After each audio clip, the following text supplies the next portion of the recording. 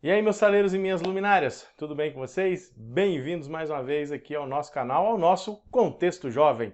E nós vamos continuar falando de fidelidade, que é o nosso tema central do trimestre. Nós vamos falar sobre Abraão nessa semana. Vem comigo!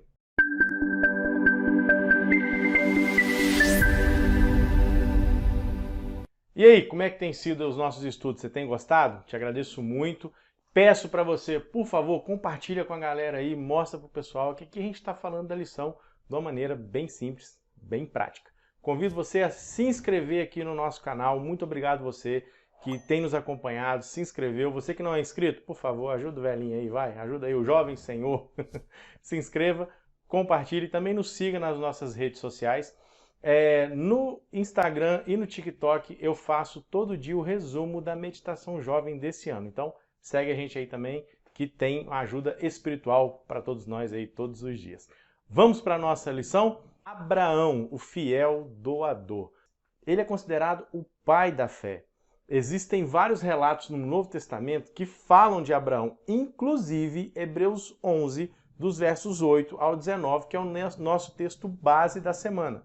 Paulo até fala, por várias vezes, aqueles que têm fé em Jesus Cristo são os filhos de Abraão, são os filhos da fé. Abraão recebeu inúmeras promessas. Só que tudo começou da seguinte maneira. Deus chega para Abraão, o negócio é o seguinte, vamos ali comigo? Se você chega para alguém e fala assim, ei, vamos ali comigo, qual é a primeira coisa que a pessoa fala? Vamos ali comigo aonde? Aonde? Me fala. Não, não vou, não sei onde é que é, como é que eu vou? Fala onde é que a gente vai. Pois é, Abraão não perguntou nada, só chegou para a família dele, para a esposa, falou, ó, nós vamos embora. Como assim a gente vai embora? Vamos embora porque Deus está chamando a gente. E foi para um lugar onde ele não sabia aonde era. Deus ia mostrar para ele. E ele foi. Deus chamou Abraão para uma viagem só de ida. Quando você vai viajar, geralmente você já se programa para voltar. Abraão foi só com a passagem de ida. Abraão vivia em Ur. Ur literalmente era Babilônia. Depois de Babel, o mundo virou uma bagunça de novo, idolatria para cima e para baixo. Inclusive a família de Abraão era idólatra, mas ele era fiel ao Senhor. Ele era descendente de Sem, lembra? Filho de Noé. E uma coisa interessante, nós vemos que Deus fala com Noé, que vai ter o dilúvio e tal, Deus conversa com Noé ali face a face, ouve, Noé ouve Deus falando. Depois de Noé, a primeira pessoa que aparece Deus falando novamente é Abraão, que na época nem Abraão era ainda, era Abrão. E essa história está lá em Gênesis 12, o chamado dele. Imagina você na sua casa, com seus pais, com seus familiares, Deus fala o seguinte, olha, eu preciso que você saia daqui, que eu vou te mandar para outro lugar. Deixar os seus familiares, abandonar os seus sonhos que você tinha até então. Não quero não, não quero não! E o chamado de Deus tira a gente da zona de conforto. E o interessante é que Abraão aceitou esse chamado e Deus fez uma promessa. Olha, estou te chamando e eu quero fazer de você a minha nação. Você vai ter uma grande descendência, eu vou te abençoar por onde você for. Quando Deus chama a gente não tem um vislumbre do futuro do que vai ser, mas nós somos chamados para abençoar outras pessoas. Abraão recebeu a seguinte palavra de Deus. Abrão, o negócio é o seguinte, eu estou chamando você, eu vou te fazer uma grande nação e através de você eu vou abençoar todas as famílias do planeta Terra. Meu irmão, olha que coisa extraordinária. Abrão rompe com o passado dele e vai rumo ao futuro. Ele levou tudo que ele tinha porque ele sabia que não ia voltar. E assim devem ser as nossas jornadas espirituais com Deus. A gente não tem que ficar voltando no passado. É prosseguir, é seguir daqui para frente para levar a palavra de Deus para ser usado por ele. E quando Abrão vai embora, ele leva com ele um sobrinho, Ló. Ele cria ali Ló como seu filho. Só que aqui a gente vê o seguinte, Ló foi criado por Abrão, ensinado em todos os caminhos. Ló tinha um caráter completamente diferente do tio dele. Chegou um momento que eles tinham muitas coisas e já não tinha mais espaço físico para os pastores de Ló cuidar do gado, do rebanho de Ló e de Abrão a mesma coisa. Não tinha mais espaço físico. E os pastores começaram a brigar. Não, o meu boi está aqui primeiro, o meu gado vai comer esse capim aqui. Não, mas eu também vou colocar o meu aqui. Começou aquela confusão, uma doideirada só, e chegaram para Ló e Abraão, e está acontecendo isso, está acontecendo aquilo, aquilo outro. O que é isso, rapaz? Aí, Abraão, calma, vamos conversar.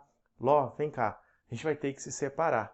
Escolhe aí. Gente, quando Abraão fala assim, Ló, escolhe primeiro, Abraão está sendo ali altruísta muito, mas muito mesmo. Por quê? Porque naquela época, o mais velho, deveria ser até hoje, né? Os mais velhos eram muito respeitados e na cultura, Abraão que deveria escolher primeiro. E ele fala para o sobrinho dele, não, você pode escolher primeiro. Você vê aqui, nesse servo de Deus, nenhum tipo de ganância. Já o Ló era muito ganancioso. Ai, não! E as escolhas dele o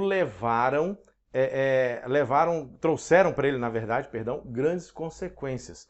Ló cresceu o olho, ele viu uma terra mais bonita, mais próspera, e ele só pensou naquele momento em lucrar. E quando ele escolhe ir para o lado de Sodoma e Gomorra, ele não pensou nas consequências espirituais que isso traria para a família dele. Ou seja, ele não tinha um relacionamento tão forte com Deus. E a gente vê aqui também o seguinte, Abraão não estava preocupado com o melhor. Ele estava preocupado em o seguinte, você vai escolher, vou dar o melhor para o meu sobrinho e tal, e confiando de que Deus iria cuidar dele. Você vê aqui duas pessoas com caráter completamente diferente. Uma que queria crescer através do eu, e outra que não se importou com nada, simplesmente confiou em Deus e que Deus ia conduzir. E foi isso que aconteceu na história de Abraão. Passou um tempo, teve uma guerra. A primeira vez que a Bíblia cita sobre guerra entre alguns reis, invadiram Sodoma e levaram todas as pessoas e todos os bens, inclusive Ló. Abraão ficou sabendo disso, não, vou lá resgatar o meu sobrinho. E chamou 318 homens para enfrentar um exército de alguns reis. Tropa de elite de Abraão. Para mim, missão dada é missão cumprida. E os caras foram e venceram, entraram à noite ali com estratégia, em grego, estratégia, foi americano ou foi grego? Não sei. Então Abraão ganhou uma moral muito grande com todo mundo ali. E os caras estavam brigando por causa de terra, querendo tomar a terra um do outro. Eu fico imaginando Abraão, né? Ah, Deus falou que essa terra vai ser minha, vocês estão brigando aí, mas tudo vai ser meu. E quando ele resgata todo mundo, por direito, ele poderia levar todos os despojos da guerra. Tudo, din-din, deram para ele. E do nada aparece na história um camarada chamado Melquisedeque, nome bonitinho, né? A Bíblia não cita muito sobre esse rapaz. Simplesmente fala que ele era um rei e sacerdote que veio de Salém. E o interessante é que Salém significa paz. O rei de Salém, o rei da paz. Depois de uma guerra, né, bem propício. E não fala muita coisa sobre Melquisedeque na Bíblia. Porém, que ele era sacerdote e rei. É o primeiro tipo que a gente vê completo de Jesus Cristo, né? Sacerdote e rei. E fala então que Abraão deu todo o dízimo para ele, sacerdote de Deus, a casa do tesouro de Deus. Nós temos que fazer a nossa parte também como doadores. Abraão foi abençoado e ele devolveu o dízimo. Abraão, ele era abençoado por Deus e ele devolveu o dízimo não para receber mais bênçãos, mas sim que ele era abençoado. Quando você devolve o dízimo, quer dizer que você já foi abençoado. Como eu falei para você, o Novo Testamento traz alguns textos falando de Abraão e, num geral, a Bíblia fala sobre fidelidade. Por exemplo, olha os textos aqui, o nosso hipertexto, né? O nosso momento hipertexto. Está vendo todos esses textos aqui? O que eles têm em comum com o texto principal? Eles mostram, alguns deles, Abraão sendo fiel a Deus e sendo referência para os cristãos em termos de fidelidade. Inclusive, lá em Hebreus 11, fala que Abraão, ele recebeu a promessa de Deus de uma terra, de tomar conta de tudo aquilo, mas a pátria que ele almejava era uma pátria celestial. Olha que bacana isso. Isso está em Hebreus 11, de 8 a 19. E a gente sabe que Abraão foi chamado o pai da fé, mas a fé dele não veio de uma hora para outra. A fé dele, ele foi tendo ali os seus momentos. Cada provação que ele foi passando foi dando força para ele, foi aumentando a fé dele. Assim somos nós. Cada aprovação que passamos, a nossa fé vai crescendo. E com isso tudo, olha a seguinte situação. Abraão passou a maior prova de toda a sua vida, que foi o sacrifício do seu filho.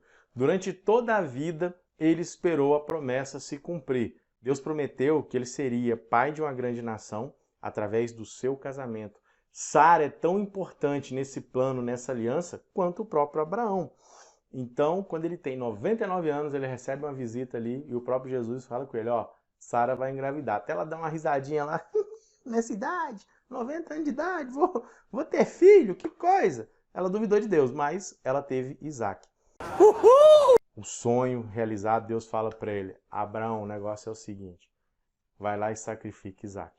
E Deus não falou o lugar, falou, vai que eu vou te mostrar o lugar, eu vou te mostrar onde vai ser. E depois nesse monte foi erigido o templo, né, que seria de adoração a Deus. E Abraão foi. Imagina Deus pedindo isso para você. Abraão foi e olha aqui os princípios. Lembra que Ló foi criado nos princípios de Abraão e não quis seguir? Isaac sabia no coração dele o que estava acontecendo.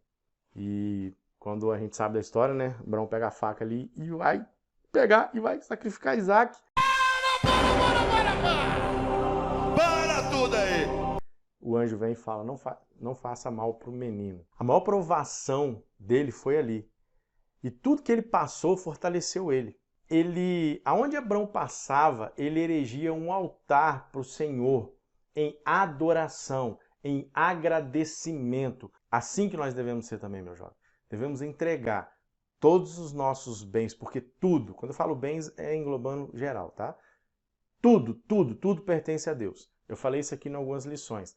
Seu esposo, sua esposa, seus filhos, sua casa, seu carro, tudo pertence a Deus. É claro que você pode correr atrás dos seus sonhos, um carro que você queira comprar, sua casa, mas lembrando que tudo isso é Deus que está te dando para você ser um administrador. Abraão, ele foi uma pessoa com muitas posses. Ele foi rico. Não é pecado ser rico, eu não estou aqui falando de teologia da prosperidade de maneira nenhuma, mas ele foi rico, mas nada do que ele tinha tirava o foco dele de Deus. E infelizmente muitas pessoas quando começam a ter uma renda melhor, começam a melhorar de vida, esquecem de Deus. E Abraão deixa muitas lições para a gente quanto a isso. Ele foi um doador fiel, doador de tudo na vida dele. O pai da fé fala para você, tenha fé. Meu jovem, creia nisso. Eu espero que eu possa aqui, né, ter te ajudado a entender um pouquinho da lição. E a gente continua aqui semana que vem. Um abraço, te agradeço demais por estar aqui comigo e compartilhe o nosso vídeo. Deus te abençoe. Seja fiel. Nós temos o pai da fé, vamos ser o filho da fé, tá bom? Um abraço, até semana que vem.